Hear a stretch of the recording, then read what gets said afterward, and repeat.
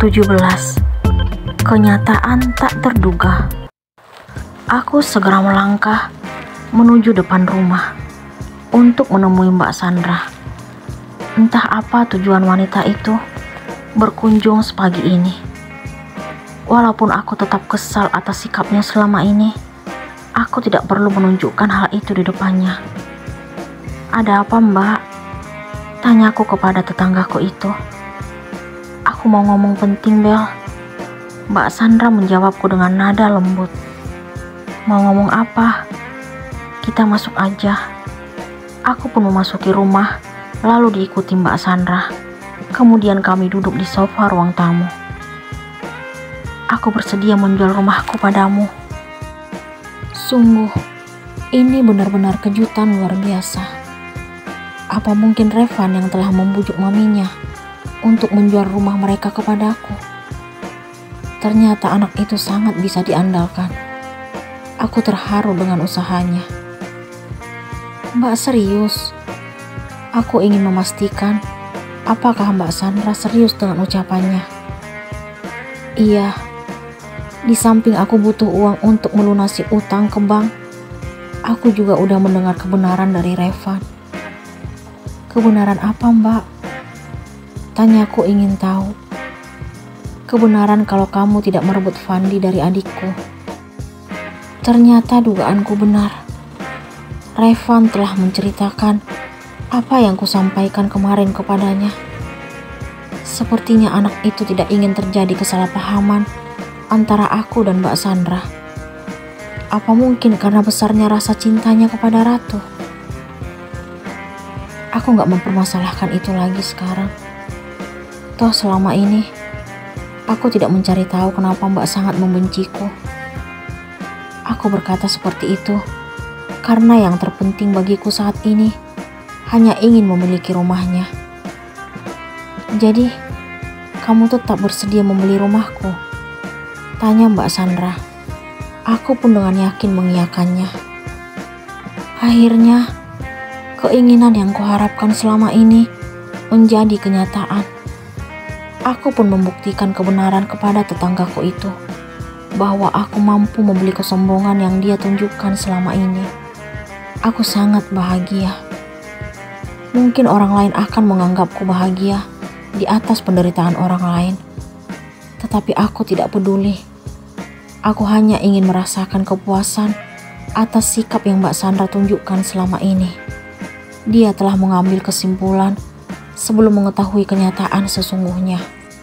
Bertahun-tahun lamanya, dia bersikap kasar dan seolah-olah merendahkanku. Namun sekarang, dia justru mengharapkan bantuanku. Ini seperti mimpi yang menjadi kenyataan.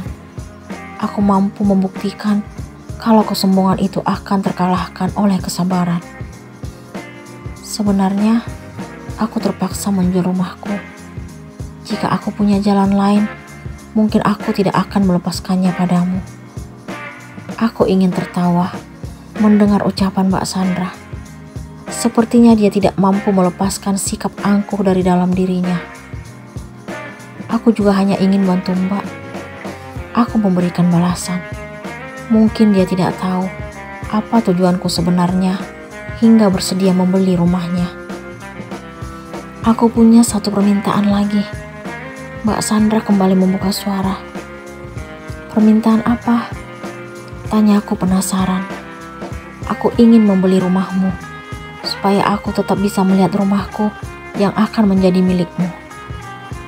Aku mengangguk sambil tersenyum kepada Mbak Sandra. Terus terang, aku tidak menyangka kalau rumah yang dulu dia olok-olok akhirnya akan menjadi miliknya. Ternyata karma itu benar-benar terjadi di depan mata. Beberapa bulan berlalu, aku pun menempati rumah baru. Begitu juga dengan Mbak Sandra. Posisi kami seolah-olah tertukar. Rumahnya menjadi milikku dan rumahku menjadi miliknya. Kehidupan Mbak Sandra benar-benar berubah. Akan tetapi, satu hal yang membuatku bingung. Ratu makin dekat dengan Revan. Anak sematawayangku itu juga sering berkunjung ke rumah lamaku atas permintaan Mbak Sandra. Entah kenapa, Ratu seolah-olah lebih nyaman tinggal di sana. Apa mungkin karena aku dan Mas Fandi tidak akur seperti dulu lagi? Aku masih tetap menganggap suamiku itu sebagai pembohong. Padahal Ratu sudah sangat sering membujukku agar kembali romantis seperti dulu dengan papanya. Ratu capek lihat hubungan papa dan mama. Ratu beberapa kali melontarkan pernyataan itu. Tapi jangan kamu jadikan alasan untuk berkunjung ke rumah Revan. Aku tidak terima dengan kedekatan Ratu dan keluarga Revan. Mereka keluarga bahagia, mah. Ratu merasa nyaman bicara dengan mereka. Jawaban menyakitkan yang aku dengar keluar dari bibir Ratu. Entah kenapa, sikapku dan Mbak Sandra seakan-akan berbanding terbalik. Dulu, wanita itu tampak kasar dan selalu berbicara meninggi. Namun sekarang, justru aku yang berada di posisi itu. Mbak Sandra justru mampu mendekatkan diri dengan Ratu. Ada apa dengan diriku? Apa mungkin kebohongan yang Mas Fandi sembunyikan selama ini telah mengubah karakterku? Kenapa aku mempermasalahkan sesuatu yang telah berlalu? Padahal suamiku itu hampir setiap hari meminta maaf kepadaku. Mungkin aku harus mencoba membuka diri untuk memaafkan Mas Fandi. Aku tidak ingin Ratu jauh dariku. Jangan sampai anakku itu lebih menyayangi orang lain daripada orang tuanya sendiri. Hal itu tidak akan kubiarkan terjadi. Pah, anterin mama besok ke kantor ya.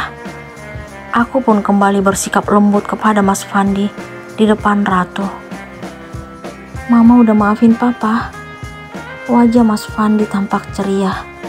Dia meraih tanganku. Saat ini kami sedang berada di ruang TV. Iya, Pak. Aku pun tersenyum. Ratu tiba-tiba menempatkan dirinya di antara aku dan Mas Fandi, lalu memeluk kami berdua. Ratu bahagia banget lihat papa dan mama kembali romantis. Dia mencium pipiku dan Mas Fandi secara bergantian. Melihat kebahagiaan terpancar di wajah Ratu, aku merasa bersalah karena selama ini telah membuatnya menjauh dariku. Aku pun meminta maaf kepada anak sematawayangku tersebut, lalu mencium kening dan pipinya. Mas Fandi juga melakukan hal yang sama. Akhirnya, kami kembali menjadi keluarga yang sangat bahagia. I love you too, pacarku. Aku mendengar suara Ratu yang saat ini sedang berada di kamarnya. Dia berbicara dengan siapa? Apa mungkin dia telah memiliki kekasih lagi setelah memutuskan hubungan dengan Revan saat masih SMP? Aku sangat penasaran. Kadang aku sedih karena Ratu tidak pernah bercerita tentang laki-laki yang sedang dekat dengannya. Padahal aku sangat sering mengatakan agar dirinya tidak menyembunyikan hal apapun dari mamanya.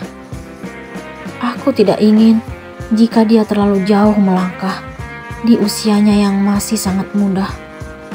Aku khawatir melihat perkembangan anak-anak zaman sekarang. Apalagi setelah menyaksikan apa yang terjadi terhadap Lani. Cita-citanya akhirnya terkubur karena kebablasan. Kamu ngomong dengan siapa, sayang? Aku bertanya kepada Ratu setelah memasuki kamarnya yang tidak ditutup. Mama bikin kaget aja. Ratu memegang dadanya. Maaf, Mama gak ketuk pintu dulu karena Mama dengar kamu ngomongnya romantis banget. Apaan sih, Mah? Ratu ngomong biasa aja kok. Seperti sebelum-sebelumnya, Ratu tetap tidak berbicara jujur kepadaku. Padahal, aku ingin tahu seperti apa kedekatannya dengan lawan jenisnya. Dia sangat berbeda denganku. Dulu, aku selalu terbuka kepada Bunda tentang laki-laki yang mendekatiku. Jangan bohong sama Mama. Maafin Ratu, Mah. Anakku itu tiba-tiba memelukku. "Kamu kenapa?" Aku melepas pelukan, lalu memegang kedua lengannya. Ratu gak bermaksud bohongin mama, tapi Ratu terpaksa. "Jadi, kamu beneran bohongin mama?" Aku sedikit terkejut. Ratu pun menceritakan sesuatu yang mengejutkan. Dia mengaku kalau dirinya masih menjalin hubungan dengan Revan. Dia juga mengatakan sesuatu yang tidak aku pikirkan selama ini. Dia dengan jujur menyampaikan rasa cintanya terhadap Revan. "Jadi, kalian gak pernah putus?" Tanyaku untuk memastikan. "Iya, Mah." Jawabannya membuatku terkejut. "Sejauh mana hubungan kalian hingga kamu tega bohongin mama?" Aku menaikkan suara. "Kami tidak pernah melakukan sesuatu di luar batas, Mah. Revan sangat menjaga Ratu." Walaupun Ratu berkata seperti itu, tetapi aku tetap khawatir jika mereka tetap menjalin hubungan, apalagi sering bertemu. Sedalam itu perasaan cinta Ratu dan Revan, hingga mereka seolah-olah tidak terpisahkan. Apakah Mbak Sandra mengetahui hubungan mereka? Tante Sandra juga tahu kalau Ratu dan Revan pacaran. Ratu kembali membuka suara. "Apa? Ternyata tetanggaku itu mengetahui kedekatan anaknya dan Ratu. Namun, kenapa dia diam saja? Padahal dulu dia tega memberikan tuduhan menyakitkan terhadap Ratu. Kenapa sekarang sikapnya berubah? Kenapa dia nggak marah setelah mengetahui hubungan kamu dan Revan?" Tanyaku kepada Ratu. Tante Sandra ingin melihat anaknya bahagia. Jawaban Ratu seolah-olah menyudutkanku. Apa dia pikir aku tidak ingin melihatnya bahagia? Aku justru ingin yang terbaik untuknya. "Kamu pikir Mama gak ingin lihat kamu bahagia?" Jika Mama ingin melihat Ratu bahagia, tolong restui hubungan Ratu dan Revan.